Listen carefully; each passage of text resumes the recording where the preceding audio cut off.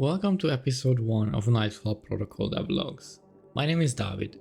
I'm a Hungarian software engineer who quit his corporate job and decided to make a video game instead. I am currently living in Austria with 3 of my cats, who are the closest things I have to a coworker right now. These devlogs will serve as a way to give you a peek behind the curtain and show development progress on the game. Nightfall Protocol is a hardcore story-driven, single-player and co-op first-person shooter, or what I like to call it, an extraction light. Let's unpack what all that means.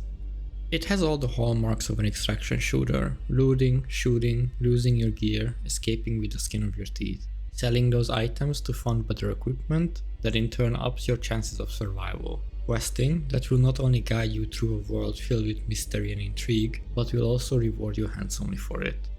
So what's the difference, you may ask? Well, the big change is that there is not gonna be any PvP in it. Ever. Nightfall Protocol is solely focused on the PvE experience. Co-op is planned, but for now, to keep the scope smaller, it is single player only. However, I developed the game with multiplayer in mind, so when it comes to integrating it fully, it will be less of a work.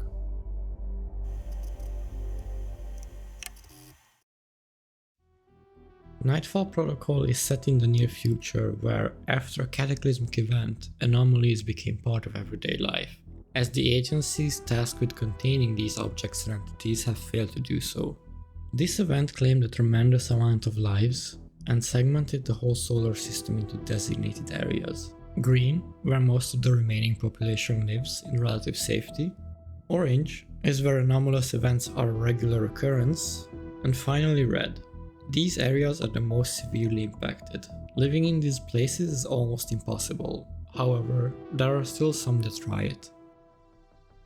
Most of the organizations and agencies have crumbled during the events that transformed life as people knew it. The following years, new groups have formed, and quite a few corporations saw opportunities and the chance to gain power. While some are trying to reclaim areas from anomalies and return some normalcy to everyday life, most of them are only interested in furthering their own agenda. You might be saying, hey, all that sounds awfully similar to the SCP universe. And you would be right. This universe is very heavily inspired by them, and that is by design. I love SCPs. They're one of the greatest things the internet has ever produced. Their world is a great setting for the stories I want to tell. It can bring out the very best of what humanity has to offer, and sadly, some of the worst too. Apart from the overarching bigger story, I will also focus on telling tales about the struggle of everyday people living in such world. Core themes of the story will include, but not limited to, what it means to be human, the daily hardships of trying to survive in a world like that, and how do you keep going in the face of insurmountable odds when all you can do is keep pushing forward in hope of a better tomorrow. I will go more in depth about the story and the process of building such a world in a future episode. I was always into gaming, mostly shooters, strategy games, or just games with great stories to tell. One of my earliest memories is playing Age of Empires 1 on our Pentium computer as a child, just to give you an idea of how old I am. Since high school, coding has always been one of my main interests. I enjoy tinkering with websites that later led me to landing my first professional IT job as a web developer. Over the coming years, that interest turned into game development. I started out with Unity, making prototypes, and I tried to copy other games and mechanics I enjoyed. It was fun to do, and thanks to that, I learned C# and Blender as well. As the years went, I got my first job, and game development was still one of my main interests. But as I grew older, I had to realize I don't have a future in Hungary. I decided to move abroad to see how life would be in a different country. So, what better time than during the plague? I moved to Vienna in the summer of 2020, not so far from my hometown, and then I landed a job at one of the leading pet e-commerce companies as a software engineer. All the while, I was still doing game development on the side, but I switched to Unreal and slowly got accustomed to the C++ side of it as well. During this time, a bigger project started to take shape. An inventory system here, a procedural weapons animation there. It was sort of a tech demo for me. I still didn't have a concrete idea, but I could see the outlines. What also contributed to this was that Destiny dropped its Beyond Light expansion. I was disappointed. It left me wanting more. I looked for alternatives, but there was little to none. especially not at the size of Destiny. So, I foolishly set out to create something that I would want to play. But things rarely go smoothly. After 3 years in that corporate job, I was sent on an extended sick leave because of burnout. Game development has always been my dream, and during this time I had to realize life is too short to work for someone else's dream. So, after almost a decade in the industry, I quit my job this year and founded my own company to make Nightfall Protocol.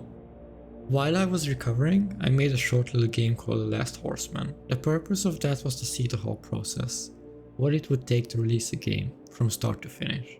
It is available on itch.io for free if you're interested in an atmospheric walking simulator. Beware that it's a bit rough around the edges, as it is not a commercial product.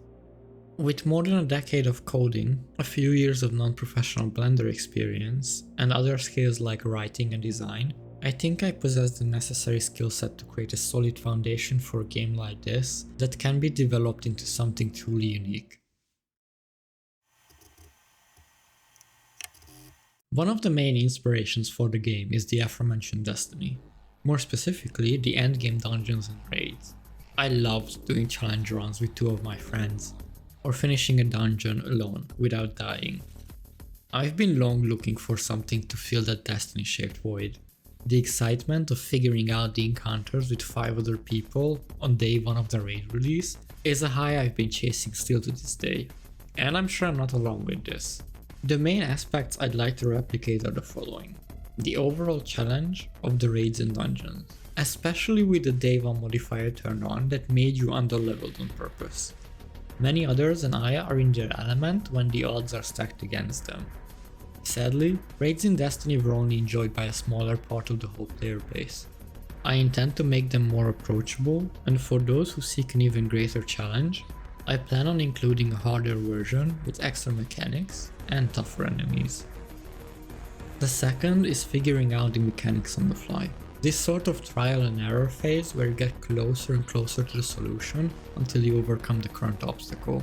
Working together with the other 5 people in unison, brainstorming ideas of what symbols could mean or when should you kill a specific enemy.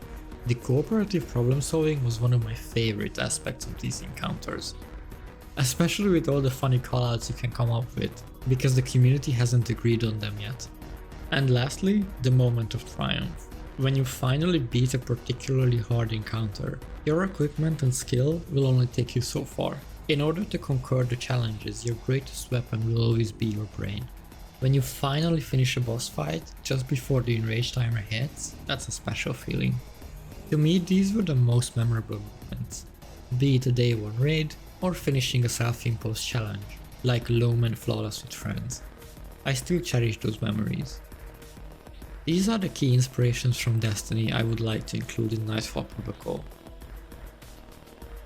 Raids and dungeons were my favorite parts of the game, and hopefully I can make something that would make your time investment worthwhile, regardless if you only casually want to enjoy these activities or plan on sinking hours upon hours into them, mastering everything they have to offer. The next one is Control and Alan Wake to some degree, seeing how they share the same universe. Control is easily one of my favorite games of all time. The way they present the anomalies in game is amazing. The side missions, where you deal with specific anomalies, are some of the greatest sequences in gaming for me in the last 5 years. But obviously I'm biased because I just love SCPs in general. For me, the main takeaways from Control are the following. The atmosphere and the art direction is to die for. It is something I would love to pay homage to in my own game in some shape or form. How danger is always lurking behind the corner, and you can almost never let your guard down. Yet, you are compelled to explore every nook and cranny of this odd building. You are a visitor in the beginning, but you slowly grow accustomed to the anomalies and learn to control your environment. The second is world building. The way you slowly uncover more and more, along with the main character Jesse, about this strange building and its history. I loved how obscure and cryptic some of it was, and they don't just spell it out for you most of the time, so you're forced to make your own conclusions. Although, some things are better left unexplained. And last but not least, the anomalies. The range of anomalies they have is amazing to me. From an all-consuming mold, through a mirror that houses an alternate universe to Artie the janitor. I intend to include a similar cast of entities and anomalies ranging from harmless or interesting to straight up, potentially, world-ending.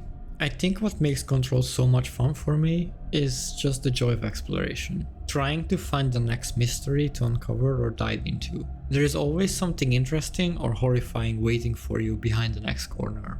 That factor of uncertainty and certainty at the same time is something I am keeping in mind while crafting the world of Nightfall Protocol. Not every anomaly has to be life-threatening. Sometimes you can just find a vending machine that can produce almost any kind of liquid in the universe. The next inspiration is the Monster Hunter series. I was pretty late to the party with Worlds and later Rise, but I have always loved the synergy between the equipments and the monsters. The same way as monsters are weak or resistant to certain elements, so is your equipment. I think this adds a great layer of complexity to the gameplay. The way you need to plan ahead and prepare, gathering materials, then crafting that equipment to help you overcome a foe that's giving you a headache. I think this planning and gathering stage adds an extra layer of depth in order to defeat the prey is why I love Monster Hunter. Of course you're not required to take part in this so much if you wish, but it will make your job a hell of a lot easier, that's for sure. The way you need to gather materials and hunt other monsters in preparation for facing your desired prey also introduces a separate gameplay loop too. I remember loading onto lava caverns in Monster Hunter Rise to do some mining, because I needed some ore to craft better equipment. It was super chill to just run around and not fight monsters for a bit. And the best part was, I was still progressing in some way, even with disregarding the combat of the game. To expand on the equipment and monster synergy, I intend to implement the same system to some degree. Anomalies will provide you with materials that can be made into equipment and trinkets that will give you certain bonuses and or weaknesses. This will give you an edge when fighting foes of certain affinities. For most of the game, interacting with this system will not be mandatory if you wish not to. However, on the highest level endgame content, this will definitely be a requirement where every bit of advantage will matter. As for the extraction part of the game, I have always loved the idea of such games, never the execution. I feel like making them player versus player is a cheap way of making it exciting.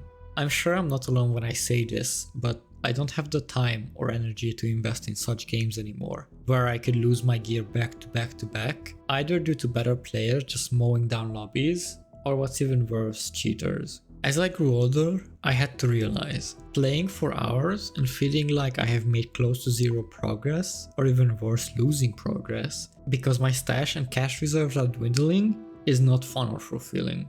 You might say, hey, that sounds like a skill issue, and you would be absolutely correct. But balancing work and other responsibilities did not allow me to invest multiple hours a day into a game. That's just part of growing older, I guess. That is why the decision to make Nightfall Protocol single player and co-op only, with limited extraction elements. More importantly, this also allows me to create a rich world with many mysteries to uncover, stories to experience, and challenges to overcome. Let's talk game modes and gameplay loops. As of right now, I plan to have two different game modes. While I was writing the game design document, I quickly had to realize that if I want to have the extraction elements and the raid-like activities to coexist in the game, I have to separate them to some degree. The core gameplay loop will stay the same however, looting, shooting, fighting anomalies, and exploring. The main difference will be how they are structured. The first game mode is titled Incursion. It is a more open world-ish experience, something you would find in any extraction shooter. There are areas where anomalies need containment. They will have multiple insertion and extraction points so that you can decide how you want to approach the situation. In the beginning, your knowledge about the conditions will be limited, so it might be a good idea to just do a scouting mission the first time around and gather information about what you're dealing with. Certain anomalies will be easily neutralized by conventional weaponry. However, some might prove resistant to lead-based solutions. In those cases, you need to figure out their weaknesses in order to contain or neutralize them. The goal with this game mode is to give you a sandbox and let you approach the situation however you desire. You want to be stealthy and neutralize the threat without too much of a ruckus, or you want to barge in with guns blazing and eradicate every last bit of the threat. Of course you can always take the middle ground if that's how you want to play. The choice will be up to you. These areas will also serve as the main source of income for your equipment. Anything you can scavenge is yours to keep, including rare, anomalous material, granted if you can survive with it. However, when you perish, everything you carried will be lost and you have a trip back to base. This is where you can gear up again from your stash, craft, or buy gear and venture out into the unknown again. These maps will feature dynamic weather and day-night cycle. This will provide different challenges based on the time of day and weather conditions. This will affect enemy behavior. Some enemies will have better vision during the night, but worse in daylight, for example. One or multiple shelters will be available for you depending on map size, and this is where you can stash some gear or items for later use. This will be particularly useful when you stock up on items that help you defeat certain entities. You will be able to customize these hideouts to a certain degree. For example, hang your trophies or just rearrange the furniture to your liking. These maps will also come with their own quest lines and world building. They will help you understand more about the anomalies and events that take place. In some cases you will uncover the direct cause of them, and in other you will never find out the true origin. I think this quote by Arthur C. Clarke summarizes my goal with this game mode. The only way of discovering the limits of the possible is to venture a little way past them into the impossible, and you will be right there, on the frontier, pushing the boundaries. The second type of game mode is not gonna be a surprise. It is raids and dungeons. They will be a more linear experience that will focus on pivotal moments in the story. This is where most of the main story beats will be presented to you through cutscenes, dialogues, and just taking place in the action itself. These levels will feature more combat than the incursions, a high risk, high reward venture. They will include several encounters that will test your skills and equipment to their limits. It is not always going to be a boss you need to defeat, but it is always going to be some kind of an obstacle you have to overcome. Some of the best loot you can find will be exclusively from these encounters, even those that will persist through that, but more on those in a later episode. Between encounters you will have traversal sections. Exploration and curiosity during these will be highly rewarded. It can be an extra piece of loot, lore, collectible, or an alternative, easier route. Who knows, you might find something even better. Just like in Destiny, raids and dungeons will feature custom challenges as well as general ones. For example, finish without dying, or finishing it within a certain time limit. For completing them, you will be rewarded additionally on top of the regular loot. Due to the nature of this game mode, it will feature a specific weather and time of day. Also, permadeath will not be on for these levels. You will still have some kind of a penalty for leaving them before their conclusion, but this part of the experience is still up in the air. I would like to connect them to the already existing incursion maps if the story allows for it. Questlines might culminate in raids or dungeons connected to the area the quest was mostly focused on. This will allow you to traverse from incursions to raids or dungeons seamlessly.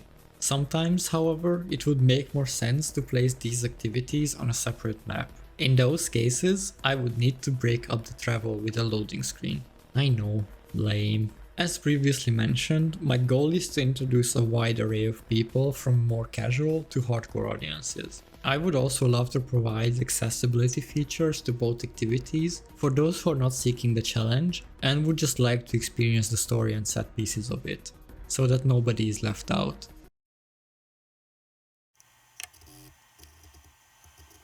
Most of what you will see in the next section, the systems and mechanics, were all coded by me. As a software engineer by trade, I felt it's only right that I try to make these from scratch. And all those years of tinkering with Unreal got me halfway there already.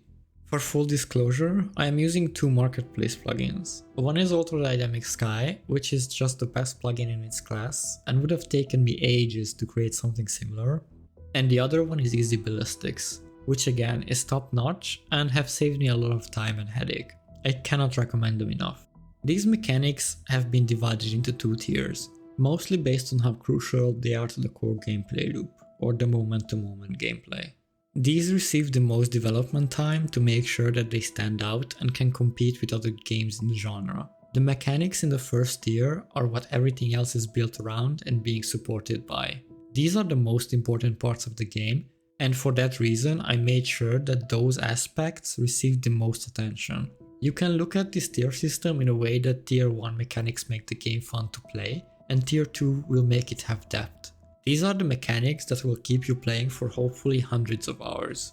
In the next section I will showcase the current state of a few of these mechanics. Please keep in mind that these are not final and more work needs to be done on them, but it will give you a good idea of the progress I have made and the direction I'm taking with the project.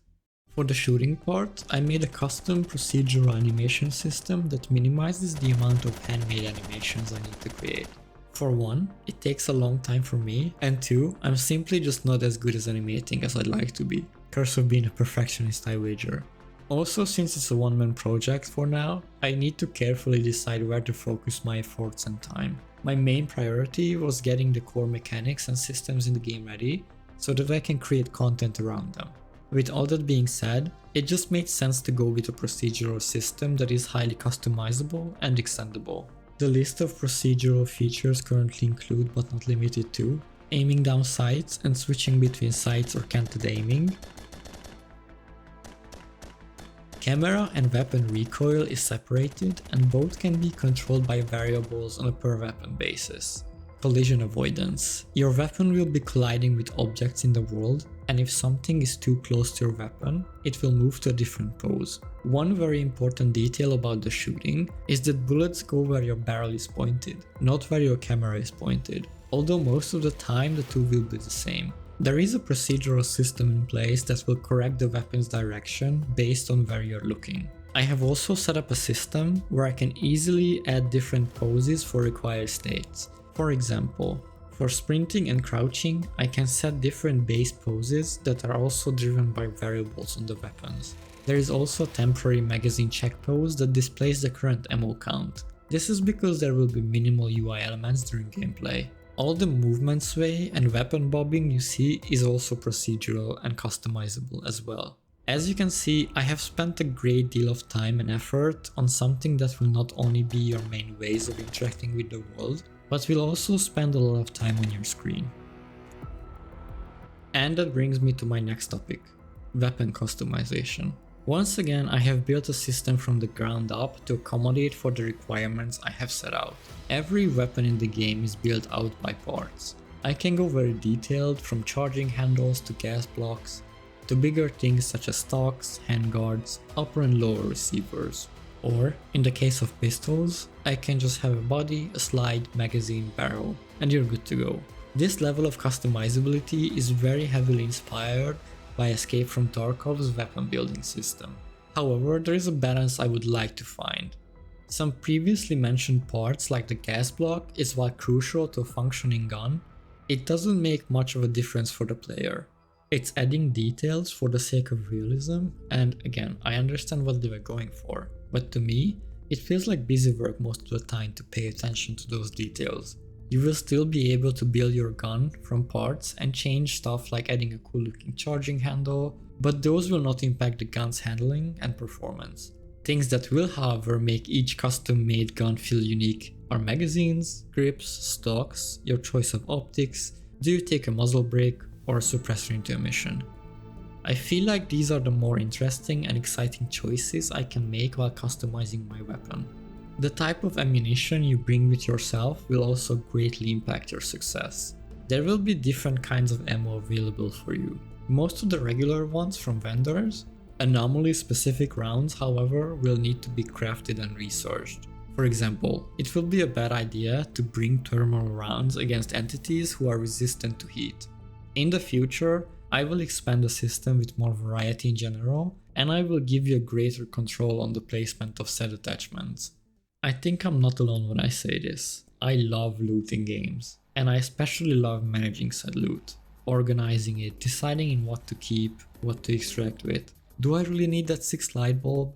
I enjoy the small decisions I make regarding what to put in my bags or maybe discard, because I found something more valuable, and bag space is precious. Inventory management and looting is another aspect I spent a lot of time on until it felt just right. For now, the only aspect you need to worry about is space. Can I fit this item in my bag? If the answer is yes, you can take it. Weight is not something that is factored in right now, but that might change in future iterations. I made sure looting and moving items around is as smooth as possible. There are multiple hotkeys that speed up the process, ranging from quickly sending items from one inventory to the other, or equipping items with ease. There is also a context menu with other actions for specific items like equipment, magazines, and consumables. For example, you can empty and top up magazines with 2 clicks instead of having to find compatible ammunition in your inventory. I am more than open to include any general and quality of life improvements from feedback mostly from you while playing the game. The quest system is probably the most straightforward part of the game. There is not much to dissect. Quest objectives currently consist of interact, location, neutralize, and handing in items. Interact is just doing something in the game world, opening a locked door, using a terminal, that sort of things. Location is also very straightforward. You simply go to the required location and the objective is completed. Neutralize is the cookie cutter kill objective, triggered when a character dies. Handing in items will require you to find appropriate objects and safely extract with them in order to hand it over to the quest giver. Or, to make things a bit more exciting, you will need to bring these items into a mission and make sure they reach their destinations to be handed over. I think these 4 objective types give me a good starting point to come up with interesting and challenging quests for you to experience. If there is need, I can easily add more objective types in the future. I have built a modular health system that is extendable and customizable to fit any kind of character with wildly different skeletons, proportions, and shapes. The system is split into 2 parts. First, body parts can be defined, let's say a left leg. You can then decide which part of the character is included in this part, along with its more mathematical properties like max health and the damage multiplier. For example, a weak point like a head can be given a 1.5 times multiplier, but an armored limb can have a 0.8. Once you have set up a body part, you can include it in a whole body template. You can mix and match these body parts depending on the character I'm building. Any given character's overall health is defined by its body parts. However, you don't need to deplete the health of every body part to make them die. For example, it can be set up that when the head's health is gone, the character dies. Or it can go into a frenzy instead, where the entity was not using the contents of their skull anyway. Once you zero out non-lethal body parts, any excess damage dealt to them will be evenly distributed to other damageable parts, so that no bullet goes wasted. Having the flexibility of a modular health system gives me a lot of opportunities to come up with interesting and engaging enemy design. If I want to create a detailed damage model with weak points, armored parts, I can do that just as easily as making a blob with one body part. The main rule with the visuals is that it needs to ooze atmosphere. Think like Control or the works of John Carpenter. A sort of mysterious vibe that also invites you to uncover its secrets. There could be danger lurking around any corner, and you're definitely not the apex predator in these spaces. However, you can't help but to explore and dig deeper. Exploration will very much be rewarded, be it lore pieces or just items. One of the main reasons I'm using Unreal Engine is for the graphical fidelity, and while I might not push the engine to its limits, it gives me the freedom to apply a sort of realistic look spiced with supernatural elements when needed. For now, I'm using megascans, a few handmade assets, and specific hand-picked assets that fit into the theme and graphical style I'm going for. Later, I'd like to expand and hire dedicated artists for creating unique pieces. I aim to make the game as immersive as possible. For me, that means minimal HUD and UI elements. My plan is to have as many diegetic UI elements as possible. For now, I still have the inventory and the questing system in pure UI form, but moving forward, I will explore different ways to make them part of the game world as opposed to just a sheet of UI on your screen. As part of that push, I have created an early warning system. I always liked the watch from The Division, and I wish they would have went further with the idea, but also being a third-person game, I can see why they didn't. However, I do have the unique opportunity to integrate something like that more closely into the player experience. Your watch will be your first line of defense against threats. It will alert you to hazards that are both seen and unseen. Radiation, fires, entities, and anomalies such as spatial, temporal, and psychic. This will help you avoid dangers that are very much lethal to your character without the proper equipment and safety measures. Currently, it also displays your health and notifies you when you complete an objective. But later on, I intend to add more features to it so it becomes a fully fledged tool to aid you in your survival. With all that progress made, there is still a lot to do. Nightfall Protocol is an ambitious long-term project currently with a single developer. This is my dream project, and I am fully dedicated to make it one of the best, most atmospheric games in the genre, with years of content updates to come that expand on the world and its mechanics. Here is my plan to support those ambitions to create a high-quality product for you to experience. In the short term, I intend to release a free demo in the first quarter of 2025. This demo will be publicly available for you through Steam, where you will also be able to wishlist the game once the store page is up and running. This first demo will include one incursion and several quests attached to it. The purpose of this is mostly to gather feedback about the whole gameplay loop from a larger audience. The next stage will include implementing that feedback into the game and adding more content in general. Around the fourth quarter in 2025, I plan on releasing the next version, a so-called vertical slice. This is where you can play the game from start to finish with most of the planned features and activities. This will include at least 2 incursions, more quests, and a shorter dungeon/raid for those who seek an even greater challenge. The objective of this phase is to test out and tune the progression from early to endgame and see what needs changing based on your feedback. After this, it's on to Steam Early Access. I don't have a concrete timeline, but I want to provide a good amount of content for this that will allow you to play for a good while already. The goal is to introduce co-op in this phase so that all the bugs can be ironed out and tune the game even more based on feedback from an even larger player base. The full release of the game would come after the early access period. Upon release, the game would cost around €30. In this state, you will be able to play the whole story from start to finish, giving you the full experience I envisioned. Content in this version will include, but not limited to, several incursions, a lot of intricate storyline with quests, and multiple raids and dungeons for you to experience.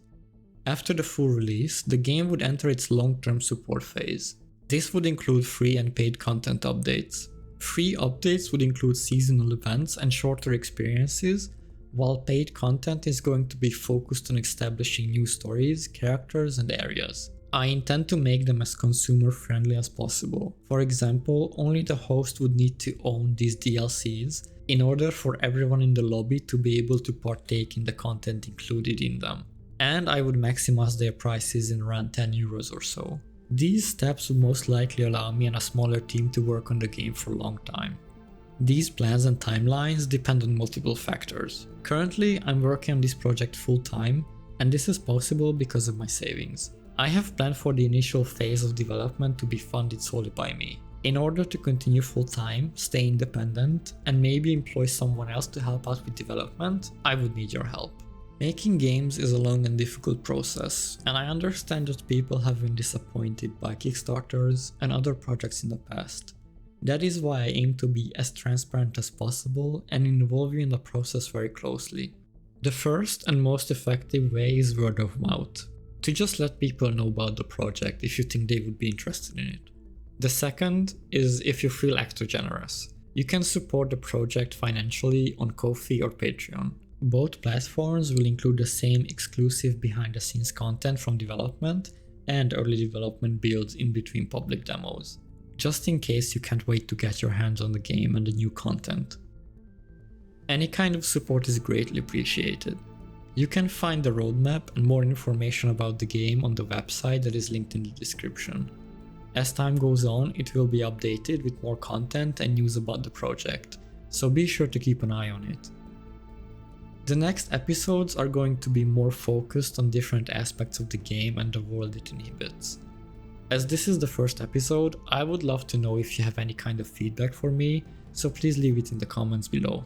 Thank you very much for watching, and see you in the next episode.